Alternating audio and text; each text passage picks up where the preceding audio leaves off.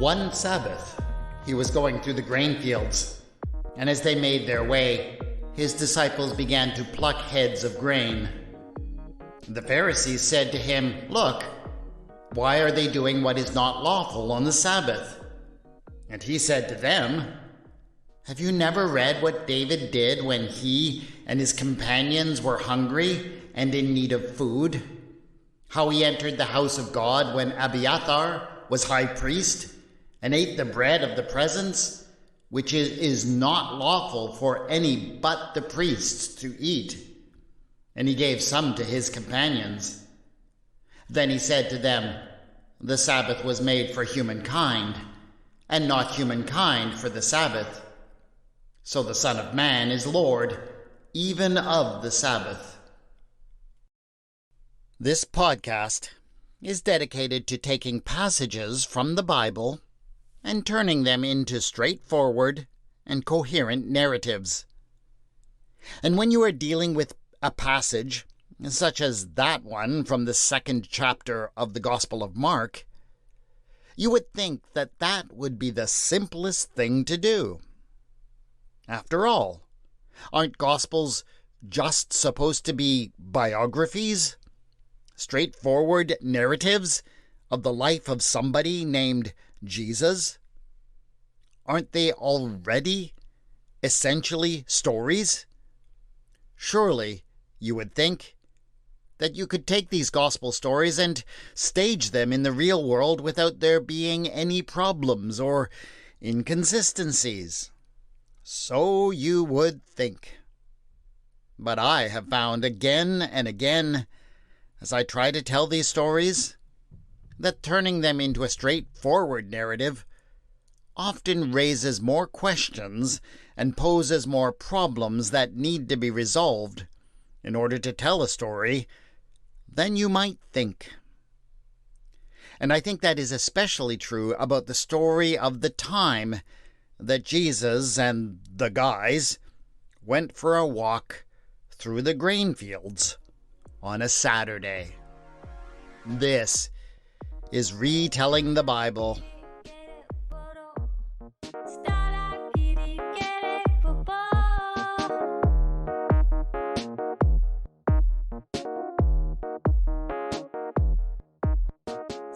Episode 7.19. Nobody expects the Pharisees.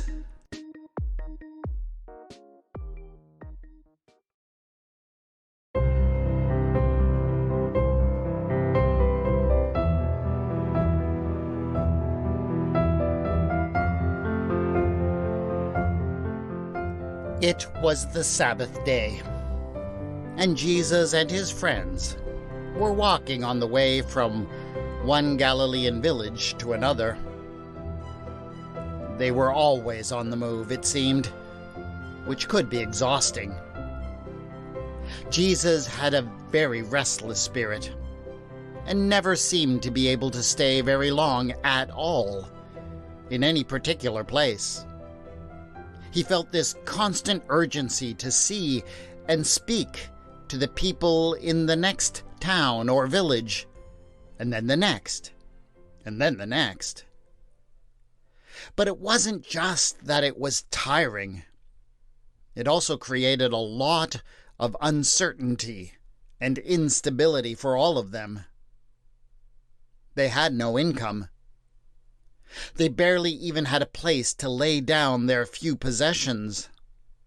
And so they were almost entirely dependent on the kindness, generosity, and hospitality of the people in the places that they visited.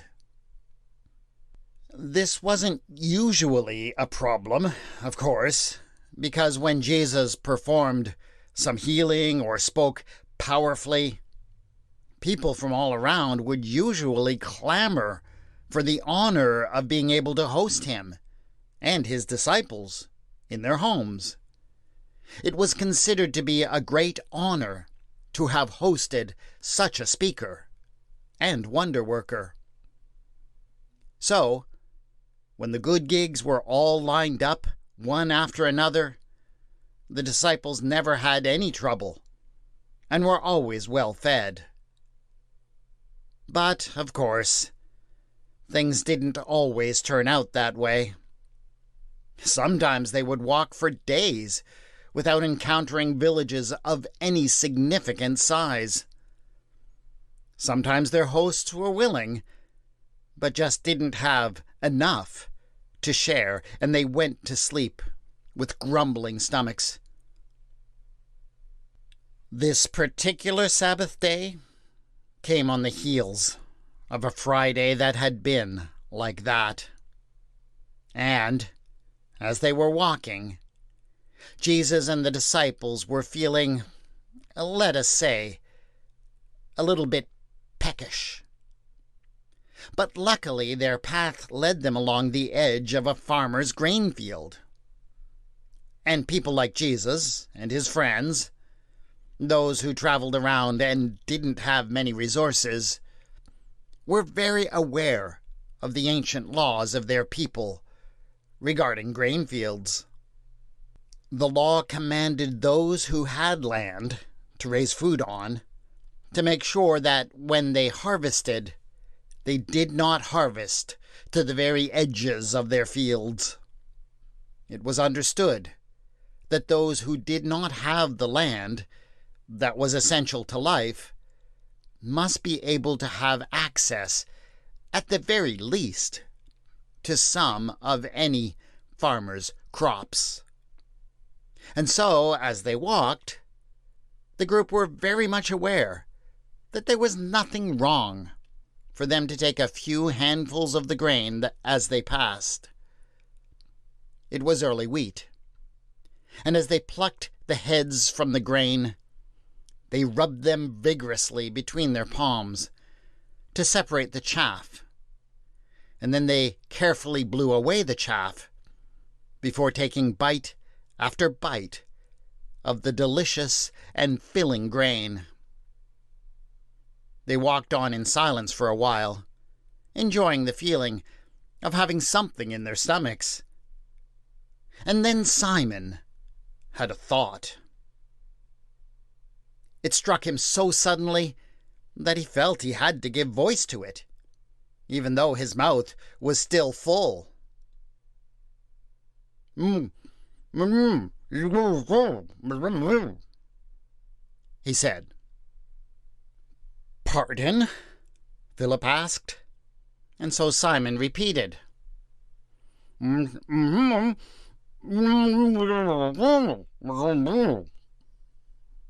"I don't understand what you're saying," Philip insisted. And so Simon finally swallowed the wheat that he had been chewing and spoke clearly. "I said, but you know, this could get us in trouble with some people." "Well, what on earth does that mean?" Philip wanted to know. And so Simon took another head of grain and started to demonstrate. "Well, you see, when you rub your hands together to separate the wheat from the chaff, that is called threshing. And when you blow away the chaff, that is called winnowing."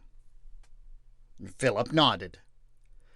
"But there are some people who will say that threshing and winnowing are forms of work, and the law says that work is forbidden on the Sabbath day."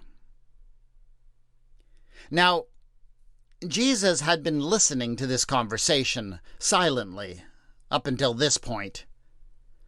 But now he decided to break in. "Listen, Simon," he laughed. "I was just looking for a little bit of breakfast.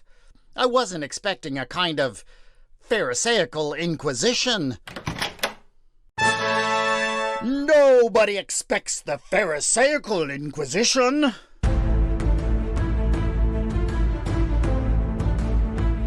In the decades following the revolt of the Maccabees, that won independence from foreign rule, the Pharisees emerged as a political and religious group in Judea. often in opposition to the Sadducees, who represented the interests of the elite and priestly classes, the Pharisees were popular with the common folk. Believing that it was the duty of all Judeans to abide by the whole of the law of Moses, Pharisees moved throughout the land without let or hindrance to teach a strict observance of the whole law in a reign of extreme legalistic scrupulosity that makes a smashing podcast episode. This was the Pharisaical Inquisition. And so, having introduced the chief antagonists in this story, let us return to the point at which they arrived. What was it that Jesus had said? I wasn't expecting a kind of Pharisaical Inquisition, Jesus repeated. Nobody expects the Pharisaical Inquisition, the chief Pharisee cried. Our chief weapon is surprise. Surprise and fear. Fear and surprise are two weapons. Our fear and surprise and ruthless efficiency are three weapons. Our fear, surprise, and ruthless efficiency. And an almost fanatical devotion to keeping the smallest requirement of the law are four. No. Amongst our weapons, amongst our weaponry, are such elements as fear, surprise, all come in again. At this point, Thaddeus had just about had enough. Hold on, he shouted. This is all getting silly. At this point, the podcast episode has descended into some kind of pale mimicry of excellent British comedy sketches from the early 1970s. Not only that, but it might very well be in violation of copyright laws. No, it isn't, replied the chief Pharisee. It is a clear case of someone using the sketch for purposes of review, satire, or parody with the goal of educating on the topic of the place of the Pharisees in the Gospel of Mark. That falls under fair usage when it comes to matters of copyright, it does. Well, maybe, replied Thaddeus, but it is still silly.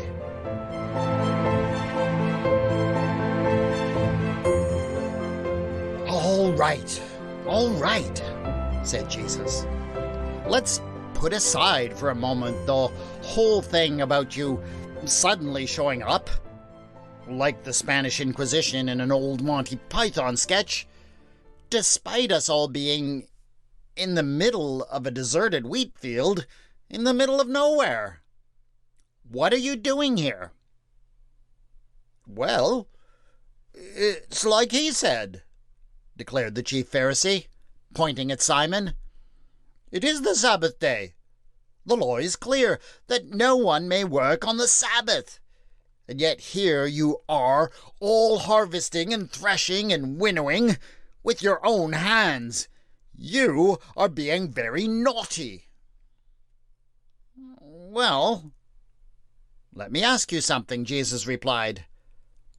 Correct me if I'm wrong, but wasn't there some incident in the life of King David when he and his companions were hungry and in need of food, kind of like us? And didn't he enter the house of God and eat the bread of the presence? It seems to me that his hunger and that of his companions was considered to be more important than the strict interpretation of the law that says that such bread is only for the priests and not for the people. In case you're unfamiliar, this all happened when Abiathar was high priest. Aha! Cried the chief Pharisee triumphantly. That shows how little you know. David demonstrated that hunger was more important than law when Ahimelech was high priest, not Abiathar. Oh, damn. mused Jesus. Maybe that is your problem. You are so focused on the irrelevant details that you just admitted my point, which matters more than not getting the name of the priest right. The point is that the law is there to serve the people. The Sabbath law is good, but we should never forget that the Sabbath was made for people and not the other way around. And so human beings are the ones who rule over Sabbath, not you.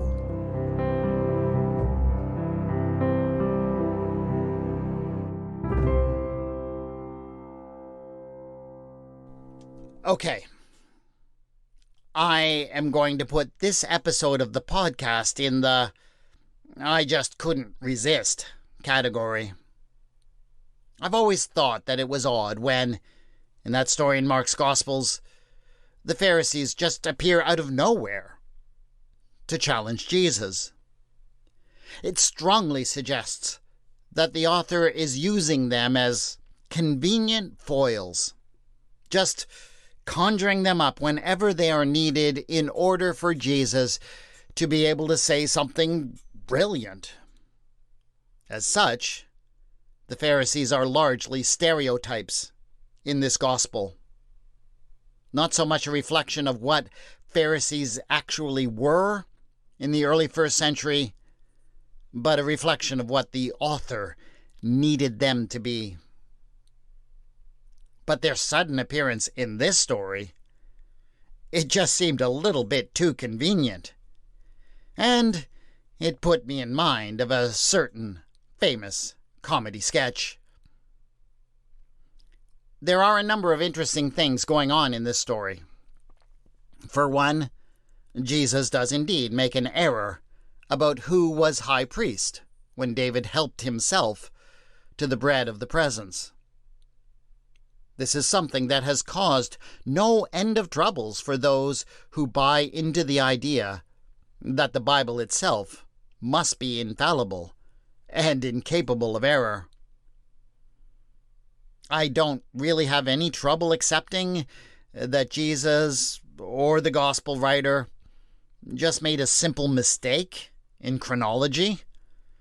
Lord knows that I myself make those kinds of mistakes all the time. But I also kind of like the thought that maybe Jesus made a mistake on purpose to illustrate the Pharisees' obsession with truly insignificant details. And finally, there is the closing statement of Jesus, traditionally translated as, "So the Son of Man is Lord even of the Sabbath." What on earth is that supposed to mean? The phrase, Son of Man, was a common Hebrew and Aramaic idiom, simply a way to refer to a human being in general. So, it is quite possible that Jesus was simply saying that humans get to rule over the Sabbath, rather than the Sabbath over them. But, of course, that phrase, the Son of Man, took on a special meaning for the early church, and perhaps even in some of Jesus' own sayings. It became a way of referring to Jesus himself, particularly in apocalyptic modes. And so, was Jesus maybe saying that he himself was Lord of the Sabbath? There really is no way of knowing how we ought to understand it. That's why I decided to highlight an often neglected possible reading. That is it for this episode of Retelling the Bible. Please subscribe so you can get the next episode in a couple of weeks, and do leave a review on your podcast provider to help other people find and appreciate this podcast. The theme music for the podcast is Ah Da by Kevin MacLeod, and the mood music for this episode was Sunbright Summer and Rush to Glory by Music L Files. The music is licensed under the Creative Commons and can be found at filmmusic.io. You can contact me on Twitter, and yes, you know what I mean, at Retelling Bible, and on the Facebook page, Retelling the Bible. Show notes for this episode have been posted at retellingthebible.wordpress.com. Thanks again to my awesome Patreon supporters who back this podcast. If you'd like to join them or discover the benefits they receive, go to patreon.com/retellingthebible. This is Retelling the Bible, and I have been your storyteller, W. Scott McCandless.